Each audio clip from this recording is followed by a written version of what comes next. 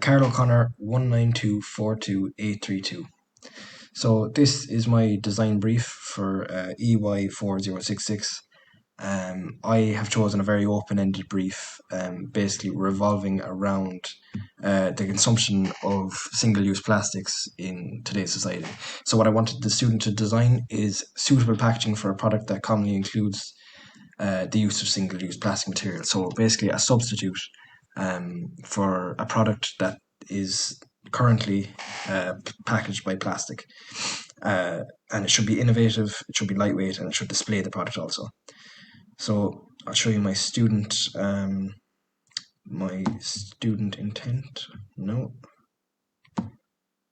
Get up here, and so there's my brief. And my first step here, I'll go into slideshow. So my first step here, I included the analysis of brief. My reason behind this is I just wanted the student to look at the brief, interpret it in their own way, and basically in their own understanding and in their own words, understand what the brief is asking them to do. So, for instance, what I have here is, if you see down the bottom, I see what is climate change. I want them to understand what climate change is, what the problem that we're trying to prevent by doing this design is. Problem of pollution, I've highlighted in the top left. Some of the key words I've just gone over. Innovation, I want them to know what that is. They are TY students, they'll know a fair bit, but I just want them to be absolutely 100% clear.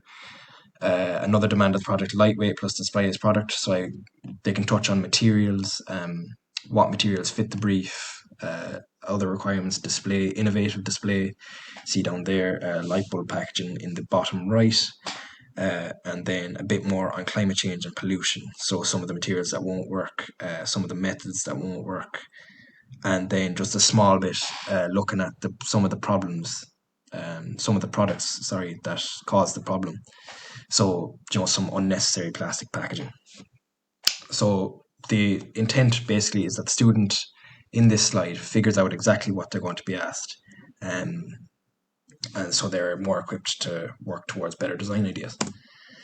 So after that, they've understood the problem. Now I want them to look at the solutions to the problem that already exist. My reason behind this is because they can see what has worked in the past and maybe what hasn't worked so great in the past. They can look at basically the structure of it as in there is a good side and a bad side.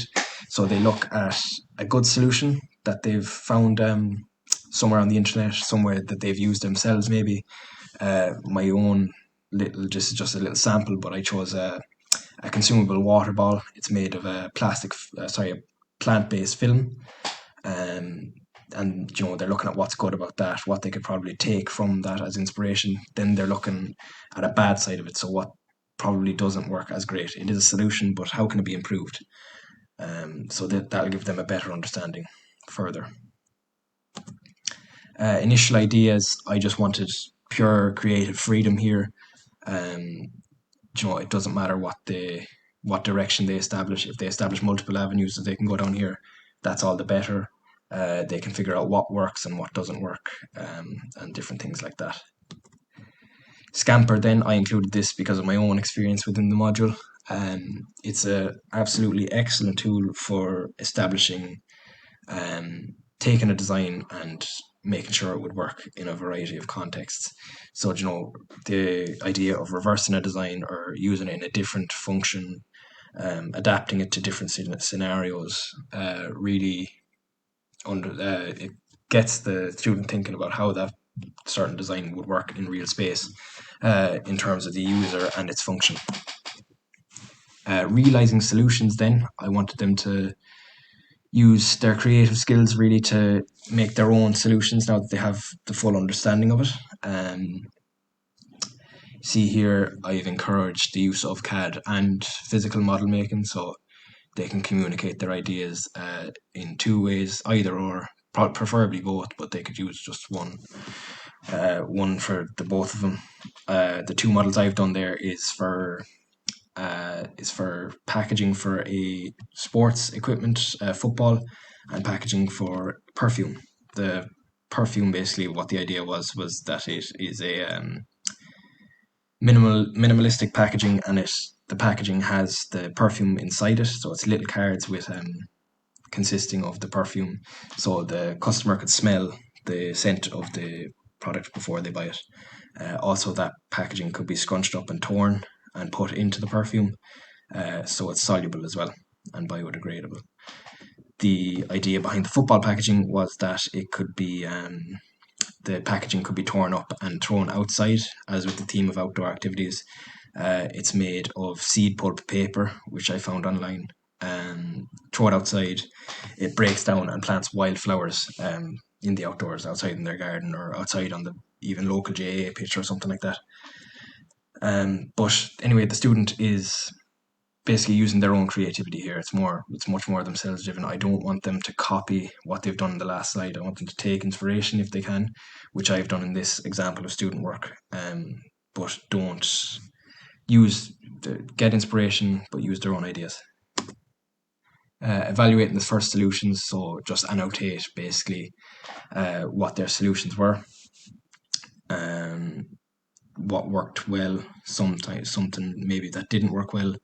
I want them to kind of decide on a design at this idea, so they can combine them or they can choose one or the other, and they don't have to be dead set on one.